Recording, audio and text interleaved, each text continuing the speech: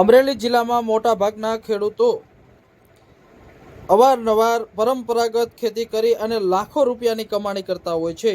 આજે Amreli marketing yard, Savarkundla marketing yard તેમજ અમરેલી જિલ્લાના અન્ય માર્કેટિંગ યાર્ડની અંદર જણસની હરાજી કરવામાં આવી હતી. મોટાભાગના ખેડૂતોએ જણસ લઈ અને માર્કેટિંગ યાર્ડ ખાતે પહોંચ્યા હતા અને ઊંચા ભાવ મેળવ્યા હતા. આજે અમરેલી માર્કેટિંગ યાર્ડની અંદર સૌથી વધુ કપાસ, મગફળી, સોયાબીન અને ઘઉંની આવક નોંધાઈ હતી. આજે અમરેલી માર્કેટિંગ યાર્ડમાં સૌથી ઊંચામાં ઊંચો તલ કાશ્મીરીનો ભાવ નોંધાયો હતો. આમ તો તલ કાશ્મીરી, તલ સફેદનો ભાવમાં સતત વધારો થઈ રહ્યો છે.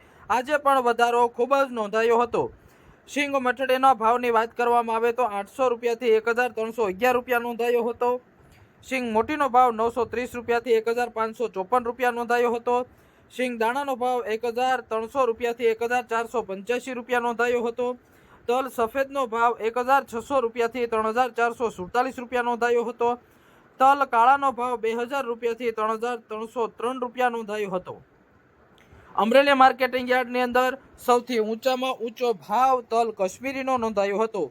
આજે તલ કાશ્મીરીનો ભાવ 4151 રૂપિયા નોંધાયો હતો. આમ તો સતત 2 દિવસથી તલ કાશ્મીરીના ભાવમાં વધારો જોવા મળી રહ્યો છે.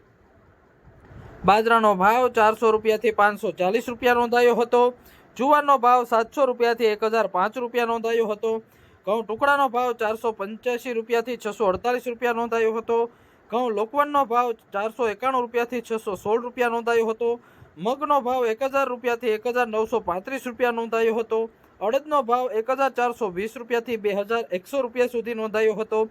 ચણાનો ભાવ આજે 900 રૂપિયાથી 1115 રૂપિયા સુધી નોંધાયો હતો.